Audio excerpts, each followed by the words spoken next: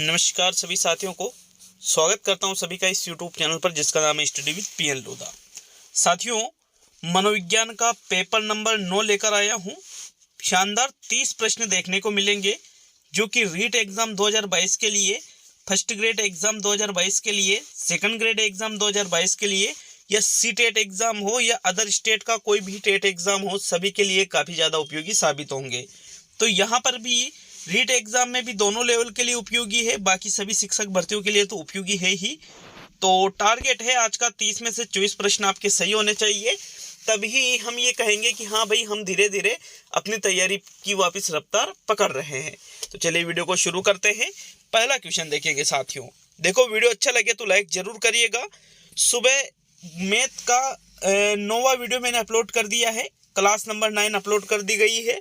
यहाँ पर देखो, शिक्षण विधियों की, हिंदी की, जो साइकोलॉजी आपके मनोविज्ञान की, गणित की पूरी यहाँ पर क्लास पढ़ाई जा रही है। तो ये सारी चीज़ें आप रेगुलर यहाँ पर देख सकते हो साथियों। तो प्रश्न संख्या 1 क्या पूछ रहा है आपसे? मनोविज्ञान का जनक है अरस्तु, सुकरात, विलियम जेम्स और थॉर्नडाइक। देखो, यहाँ पर क्या होता है, सबसे बड़ा कंफ्यूजन क्या होता है साथियों कि अलग अलग किताबों में हमें इस प्रश्न का उत्तर भी अलग अलग मिलता है। अब यहाँ पर देखो 4 विकल्प है, उसमें से हम विकल्पों को हटाते हैं। तो थॉर्नडाइक तो यहाँ पर शिक्षा मनोविज्ञान का जनक है, न कि मनोविज्ञान का, तो यह आपका आंसर नहीं होगा। उसके बाद में विलियम जेम्स भी हमको मिलता है कि ये मनोविज्ञान का जनक है, अरस्तु भी मिलता है कि ये मनोविज्ञान का जनक है, और सुकरात तो लगभग यूं मान लीजिए नहीं मिलता है, लेकिन विलियम जेम्स और अरस्तु कई जगह हमें देखने को मिलते हैं। यहाँ पर देखिए, विलियम जेम्स लगभग यूं मानिए आप 18 से 19वीं शताब्दी का व्यक्ति है, और यहाँ पर मनोविज्ञान की शुरुआत तो बहुत पहले हो चुकी थी साथियों, दर्शन शास्त्र विषय के रूप में। इसलिए यहाँ पर अरस्तु को मनोविज्ञान का जनक हमको मानना चाहिए, और एग्जाम में यदि प्रश्न आता है तो अरस्तु ही आपका सबसे सटीक आंसर माना जाएगा। विलियम जेम्स तो यहाँ पर देखिएगा अमेरिकी मनोविज्ञान के जनक है। किसके जनक है विलियम जेम्स?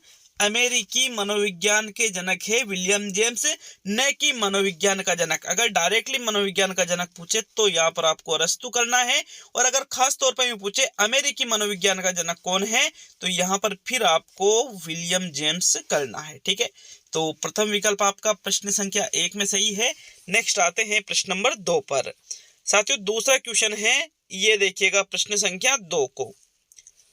प्रश्न पत्र निर्माण से पूर्व ब्लूप्रिंट का निर्माण करना इसलिए उपयोगी है क्योंकि इससे बालक की आवश्यकता का सही मूल्यांकन संभव है, इससे संपूर्ण पाठ्यक्रम की विधि इकाइयों व उनमें विविध उद्देश्यों का संतुलित मापन संभव है, इससे छात्र के शारीरिक, मानसिक और भावनात्मक विकास का संतुलित मापन संभव है, और इनमें से कोई भी नहीं। तो मैंने आपसे कहा है कि एग्जाम में कभी भी इनमें से कोई नहीं वाला विकल्प सही नहीं होता है।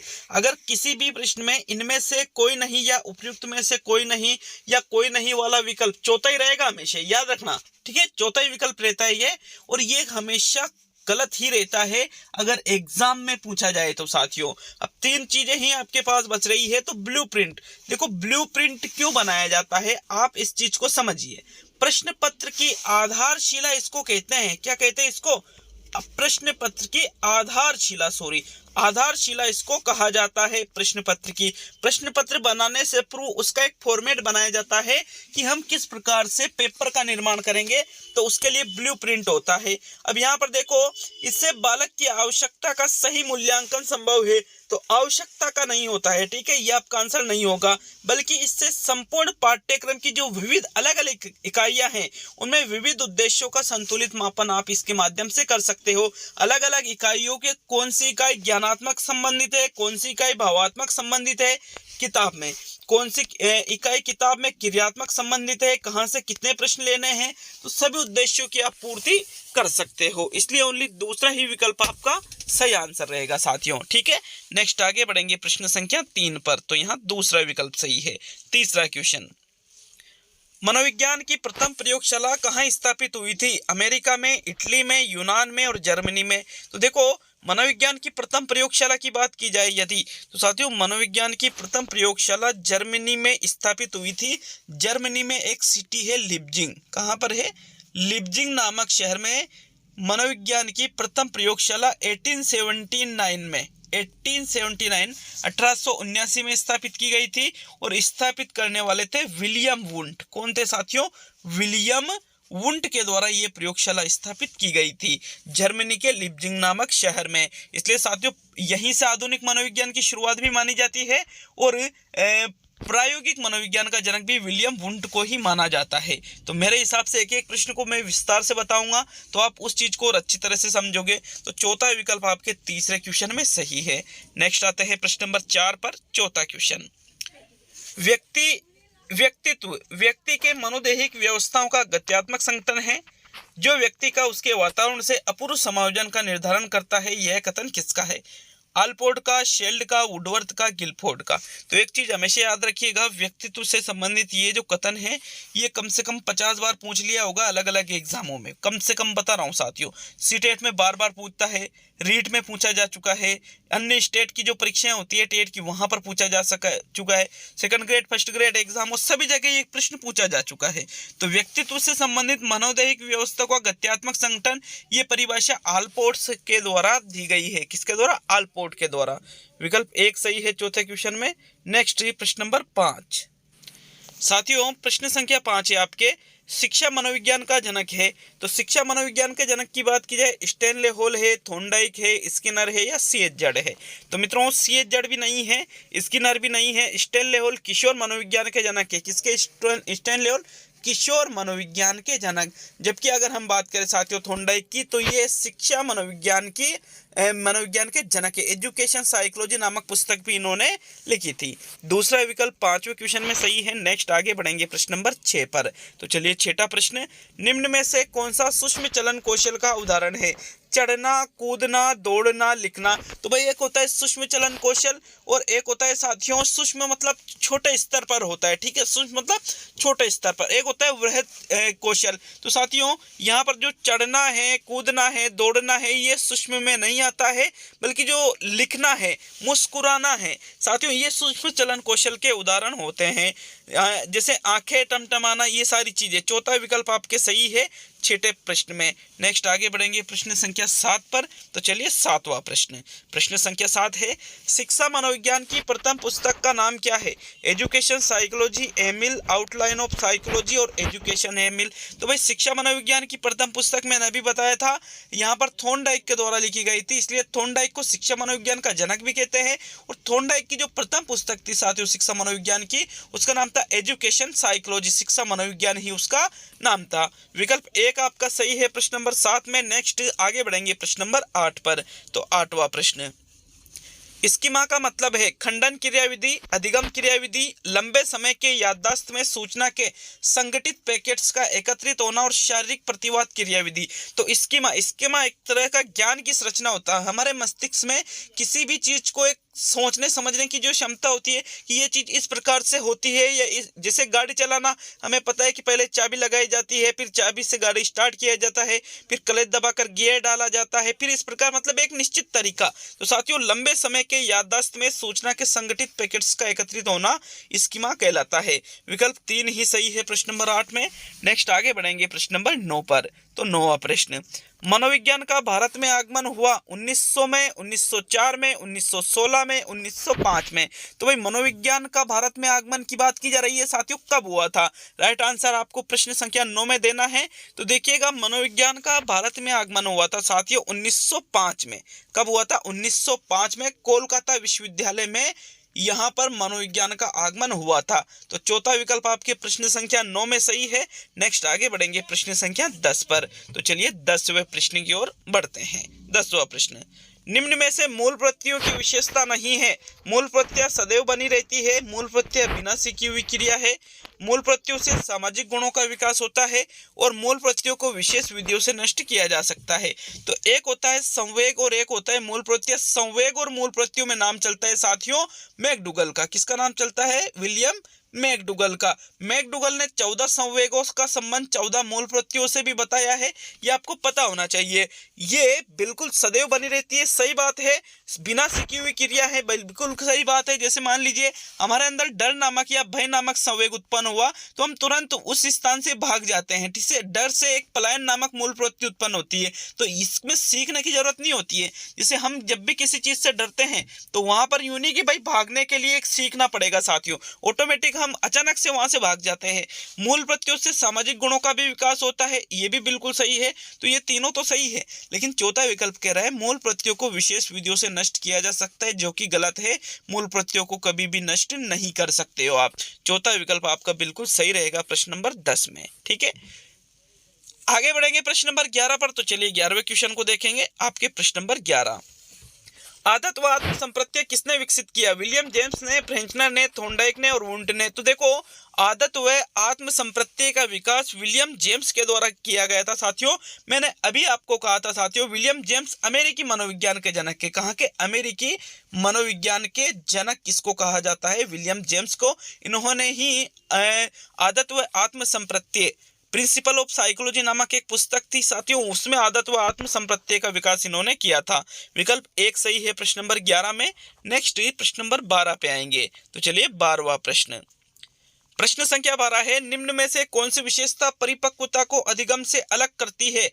यह एक स्वाभाविक प्रक्रिया है, यह अभ्यास पर निर्भर करती है, यह प्रेरकों पर निर्भर करती है और यह जीवन पर्यंत चलने वाली प्रक्रिया है। तो भाई कौन सी विशेषता बताना है जो परिपक्वता को अधिगम से अलग करे? परिपक्वता अलग है, अधिगम अलग है, इसको अलग कौन करती है साथियों? तो भाई देखिएगा, यहाँ पर सही आंसर रहेगा, यह एक स्वाभाविक प्रक्रिया है, क्योंकि परिपक्वता एक स्वाभाविक प्रक्रिया मानी जाती है जिसमें कुछ भी हमें नहीं करना पड़ता है साथियों, ठीक है। इसलिए यह परिपक्वता को अधिगम से अलग करती है। क्यों? क्योंकि यह स्वाभाविक एक प्रक्रिया है, अभ्यास पर निर्भर नहीं करती है, प्रेरकों पर निर्भर नहीं करती है परिपक्वता, न ही जीवन पर्यंत चलने वाली प्रक्रिया है। तो विकल्प 1 ही सही। यहाँ अधिगम की बात नहीं की जा रही, परिपक्वता की बात की जा रही है जो अधिगम से अलग है साथियों। तो चलिए नेक्स्ट बात करेंगे प्रश्न नंबर 13 की। ओनली प्रथम विकल्प ही सही है। किसी भी प्रश्न में कंफ्यूजन हो तो आप नीचे कमेंट कर सकते हो, क्योंकि हम किताबों में पढ़ते हो तो कुछ गलतियां उनमें भी होती है साथियों, और हमें लगता है कि यार हमने बिल्कुल सही पढ़ रखा है और सामने वाले ने हमें गलत पढ़ा दिया। बट लगभग यूं मान लीजिए, लगभग 5 साल से मैं भी साइकोलॉजी के क्षेत्र में ही शिक्षण कार्य कर रहा हूं, तो आप इस चीज को समझ सकते हो। फिर भी कोई गलती होना स्वाभाविक सी चीज होती है, तो आप उस चीज को समझ सकते हो और नीचे कमेंट कर सकते हो, ठीक है। नेक्स्ट प्रश्न नंबर 13 को देखेंगे। तो चलिए 13वां प्रश्न, निम्न में से कौन सा उदाहरण बंडूरा के अवलोकन आधारित अधिगम का नहीं है?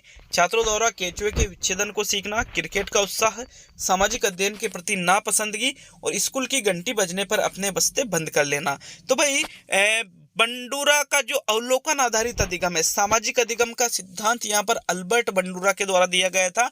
बेबी डॉल हिस्ट्रीज आपको पता ही होगा, जीव जोकर पर भी इन्होंने प्रयोग किया था साथियों। तो यहाँ पर क्रिकेट का उत्साह भी हम एक तरह से अवलोकन पर आधारित हो सकते हैं। सामाजिक अध्ययन के प्रति नापसंदगी, छात्रों द्वारा केंचुए के विच्छेदन को सीखना, ये सारी चीजें हम देख करके करते हैं। लेकिन स्कूल की घंटी बजने पर अपने बस्ते बंद कर लेना साथियों, ये सामाजिक अधिगम का उदाहरण नहीं है बंडूरा वाला, बल्कि ये उद्दीपक, यहाँ पर उद्दीपक के परिणाम स्वरूप एक अनुबंधन हो रहा है हमारा। तो यहाँ पर ये तो प्राचीन अनुबंधन वाला सिद्धांत यहाँ पर लागू होता है। तो चौथा विकल्प जो है ये कि बंडूरा का ना होकर के यहाँ पर ये पावलोव का है। तो चौथा विकल्प आपका 13वें क्वेश्चन में सही है। नेक्स्ट प्रश्न नंबर 14वां क्वेश्चन देखेंगे। पृथक कक्षाओं एवं संवर्धन कार्यक्रमों का प्रयोग शिक्षा के लिए किया जाता है? प्रतिभाशाली बालकों की शिक्षा के लिए, निम्न शैक्षिक उपलब्धि बालकों की शिक्षा के लिए, दोनों के लिए, इनमें से कोई नहीं। तो मैंने क्या कहा था, कोई नहीं को तो आपको हमेशा ही हटा देना है।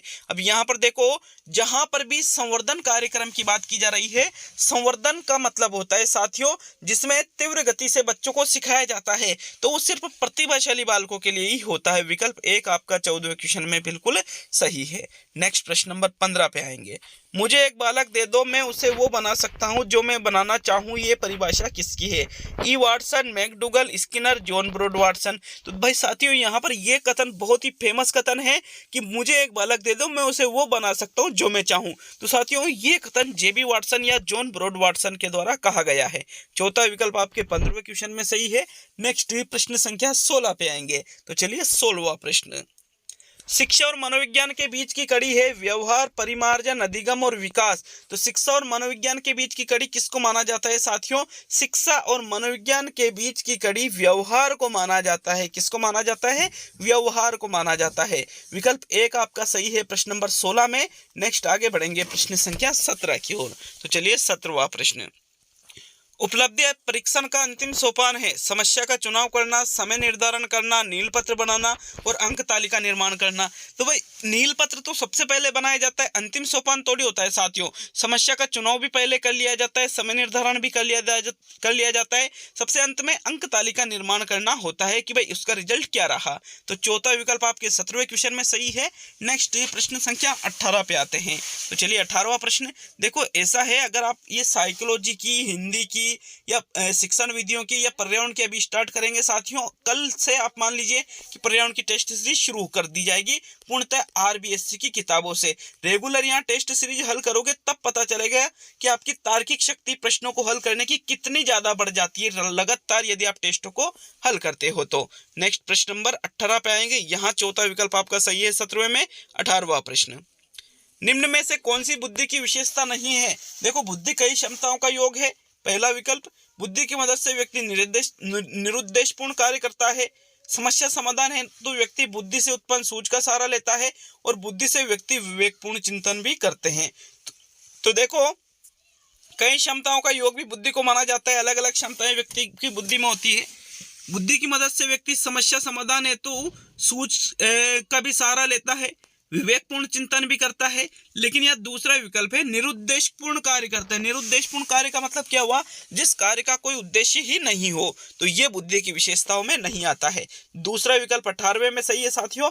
नेक्स्ट प्रश्न संख्या 19 पे आएंगे। तो 19वां प्रश्न है, दो समान इच्छित लक्ष्यों के बीच चयन का द्वंद्व कहलाता है। उपागम उपागम द्वंद्व, उपागम परिहार द्वंद्व, परिहार परिहार द्वंद्व, परिहार उपागम द्वंद्व। तो देखो यहाँ पर हम बात करेंगे दो समान मतलब एक जैसी, इच्छित मतलब जिसको प्राप्त करने की इच्छा हमारी है, उन लक्ष्यों के बीच चयन का जो द्वंद्व होता है उसको हम उपागम द्वंद्व के नाम से जानते हैं। देखो दो समान मतलब यहाँ पर दोनों समान हैं, इच्छित है जिसको प्राप्त करना चाहते हैं, तो उनके बीच द्वंद्व यहाँ पर उपागम द्वंद्व कहलाता है। प्रथम विकल्प आपका सही है प्रश्न 19 में।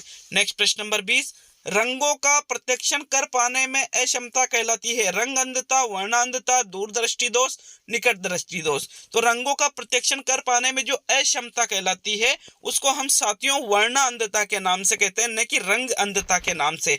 कलर ब्लाइंडनेस मतलब वर्ण अंधता जिसको हम कहते हैं। विकल्प 2 सही रहेगा यहाँ पर प्रश्न संख्या 20 में। नेक्स्ट प्रश्न संख्या 21 पे आएंगे। तो चलिए 21वां प्रश्न देख लेते हैं। 20वीं शताब्दी बालक की शताब्दी है, यह परिभाषा किसकी है? स्ट्रेंग की, गालिन की, जेम्स ड्रेवर की, क्रो एंड क्रो की। तो 20वीं शताब्दी को बालक की शताब्दी कहने वाले मनोवैज्ञानिक कौन थे? Crow and crow. चौथा विकल्प आपका सही है 21वें क्वेश्चन में।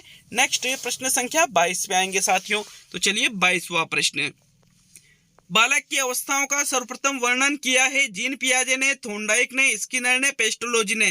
तो साथियों बालक की अवस्थाओं का सर्वप्रथम वर्णन इनमें से किसके द्वारा किया गया है आपको ये बताना है। यहाँ पर प्रश्न संख्या 22 का सही उत्तर बताइएगा साथियों। बालक की अवस्थाओं का सर्वप्रथम वर्णन ना ही तो स्किनर ने किया है ना ही थॉर्नडाइक ने किया है साथियों, बल्कि जीन पियाजे के द्वारा बालक की अवस्थाओं का सर्वप्रथम वर्णन किया गया है। इन्होंने अपने संज्ञानात्मक विकास सिद्धांत में 4 अवस्थाएं बताई है, ठीक है, बालक की अवस्थाओं की। तो प्रथम विकल्प आपका सही है प्रश्न 22 में।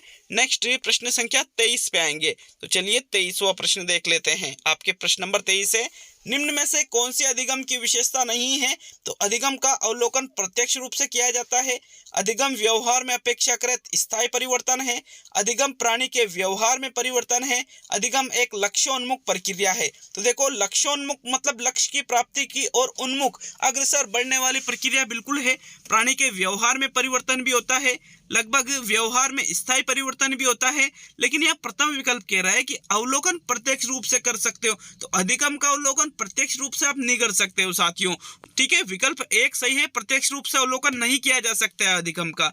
विकल्प एक ही आपका 23 में सही रहेगा। नेक्स्ट प्रश्न संख्या 24 पे देखेंगे। देखो, अधिगम का अवलोकन करने के लिए हमें विशेष विधियों का प्रयोग करना पड़ता है, न कि प्रत्यक्ष रूप से। तो चलिए 24वें प्रश्न की ओर बढ़ते हैं। प्रश्न नंबर 24, निम्न में से कौन से स्वलीनता के लक्षण हैं? कमजोर सामाजिक व्यवहार, रूढ़िबद्ध व्यवहार, कमजोर संप्रेषण और ऊपर लिखित सभी। तो भाई स्वलीनता की यहाँ पर बात की जा रही है साथियों। इनमें रूढ़िबद्ध व्यवहार, कमजोर संप्रेषण, कमजोर सामाजिक व्यवहार, ये सारी चीजें स्वलीनता के अंतर्गत आ जाती है। इसलिए चौथा विकल्प आपका सही रहेगा प्रश्न संख्या 24 में। चलिए हम आगे बात करेंगे प्रश्न नंबर 25 की। तो 25वां प्रश्न है, बार बार दोहराए जाने वाले स्वचालित व्यवहार को कहते हैं प्रवृत्ति, आदत, पुनरावृत्ति और सहज क्रियाएं। तो जो व्यवहार हम बार बार दोहराते हैं, स्वचालित मतलब अपने आप वो व्यवहार हो जाता है। इसे व्यवहार को साथियों हम यहाँ पर पुनरावृत्ति, प्रवृत्ति या सहज क्रिया नहीं कहेंगे, बल्कि हम उसको आदत कहेंगे, जिसमें अपने आप व्यवहार हो जाता है, उसको सोचने की जरूरत नहीं पड़ती है। तो दूसरा विकल्प आपका 25वें क्वेश्चन में सही है। नेक्स्ट प्रश्न संख्या 26 की ओर बढ़ते हैं। तो चलिए 26वां प्रश्न, वुडवर्थ के अनुसार विकास है वंशानुक्रम व वातावरण का जोड़ है, जीन की सक्रियता से होने वाला परिणाम है, गुणसूत्र का विकसित रूप है, या वंशानुक्रम व वातावरण का गुणनफल, या वंशानुक्रम या वातावरण की अंतःक्रिया का परिणाम है। तो देखो, वुडवर्थ ने बताया था साथियों कि जो विकास है वो न तो वंशानुक्रम न वातावरण, दोनों अलग अलग नहीं है, बल्कि एक मान करके दोनों की अंतःक्रिया का परिणाम माना गया है। वंशानुक्रम इनटू वातावरण बराबर विकास, वुडवर्थ ऐसा मानते हैं। चौथा विकल्प आपके 26 में सही रहेगा। नेक्स्ट प्रश्न नंबर 27 पाएंगे। तो 27वां प्रश्न, एनसीएफ 2005 बल देता है करके सीखने पर, रटने पर, समस्या हल करने पर, सभी पर। तो हम सभी इसलिए सही नहीं करेंगे क्योंकि यहाँ पर दूसरा विकल्प रटने पर है। तो एनसीएफ 2005 रटने का तो विरोध करते हैं साथियों, इसलिए चौथा विकल्प यहाँ गलत हो जाता है। अब पहला या तीसरा, तो दोनों में से बेस्ट विकल्प छांटना है हमें। देखिएगा, लर्निंग बाय डूइंग के ऊपर ये बल देता है, करके सीखने पर, कि छात्र लर्निंग बाय डूइंग से सीखे, करके सीखे। ठीक है, प्रत्येक चीज को क्रिया आधारित अधिगम हो। विकल्प एक आपका 27 में सही है। नेक्स्ट प्रश्न नंबर 28 पे आएंगे साथियों। तो 28वां प्रश्न, निम्न में से कौन सा सूक्ष्म गतिक कौशल का उदाहरण है? चढ़ना, फुदकना, दौड़ना, मुस्कुराना। तो साथियों यहाँ पर 2 प्रश्न आ चुके हैं सूक्ष्म गतिक कौशल के। देखिएगा, दौड़ना यहाँ पर सूक्ष्म गतिक में नहीं है, चढ़ना भी नहीं है, फुदकना भी नहीं है, बल्कि मुस्कुराना यहाँ पर सूक्ष्म गतिक कौशल के अंतर्गत आ जाता है। चौथा विकल्प 28 में सही है। नेक्स्ट प्रश्न नंबर 29 पे आएंगे। तो चलिए 29वां प्रश्न, पूर्व अनुभव के आधार पर संवेदना को अर्थ प्रदान करना कहलाता है संवेदना, प्रत्यक्ष ज्ञान, अभिप्रेरणा और कल्पना। तो पूर्व अनुभव के आधार पर संवेदना को यदि हम अर्थ प्रदान करते हैं, उसको प्रत्यक्ष ज्ञान के नाम से जाना जाता है, या फिर इसको प्रत्यक्षीकरण भी आप कह सकते हो साथियों। क्या कह सकते हो? प्रत्यक्षीकरण कह दो या प्रत्यक्ष ज्ञान कह दो। दूसरा विकल्प आपका सही है 29वें में। पूर्व अनुभव मतलब जो हमने पहले चीजें सीख रखी है, उसके आधार पर यदि हमारे सामने वैसी कोई स्थिति आती है, तो हम यूं समझते हैं कि इसका समाधान वैसे ही किया जाना चाहिए जैसा हम पहले करते थे। तो दूसरा विकल्प आपका सही है प्रश्न संख्या 29 में। अंतिम और 30वां क्वेश्चन देख लेते हैं, लास्ट प्रश्न है साथियों। तो चलिए 30वां प्रश्न क्या पूछ रहा है आपसे। रोर्शैंक ब्लॉक टेस्ट का प्रयोग किसके मापन हेतु किया जाता है? व्यक्तित्व, बुद्धि, अभिरुचि, अभिक्षमता। बहुत ही ज्यादा महत्वपूर्ण प्रश्न है। देखो, वीडियो का अंतिम प्रश्न है आज का ये, और वीडियो अच्छा लगे तो वीडियो को शेयर जरूर कर दीजिएगा साथियों। जो अपने व्हाट्सएप ग्रुप है या फिर टेलीग्राम चलाते हो तो वहां भी आप शेयर कर सकते हो, और अन्य जो भाई बहन है उनको भी इसका बिल्कुल निश्चित रूप से फायदा मिलेगा। अगर आपको लगता है कि हाँ वीडियो शेयर करना चाहिए तो जरूर करिएगा। देखिए, रोर्शैंक ब्लॉक टेस्ट, रोर्शा का शहरी धब्बा परीक्षण, यहाँ पर जिसमें 10 होते हैं, ये व्यक्तित्व के मापन हेतु प्रयुक्त होता है। व्यक्तित्व मापने की ये प्रक्षेपी विधियों में आता है। किसमें आता है? प्रक्षेपी विधियों में, जिसमें अचेतन मन के आधार पर व्यक्तित्व का मापन किया जाता है। तो विकल्प एक आपका सही है प्रश्न संख्या 30 में। साथियों, ये आज का टेस्ट पूरा हुआ। देखो, किसी प्रश्न में कोई डाउट हो तो नीचे कमेंट कर सकते हो, क्योंकि डाउट होना स्वाभाविक सी चीज है और उसको दूर करना यहाँ पर मेरा कर्तव्य है साथियों। तो बिल्कुल नीचे कमेंट जरूर करिएगा। मिलते हैं अब अगले वीडियो में। सभी दोस्तों का बहुत बहुत धन्यवाद।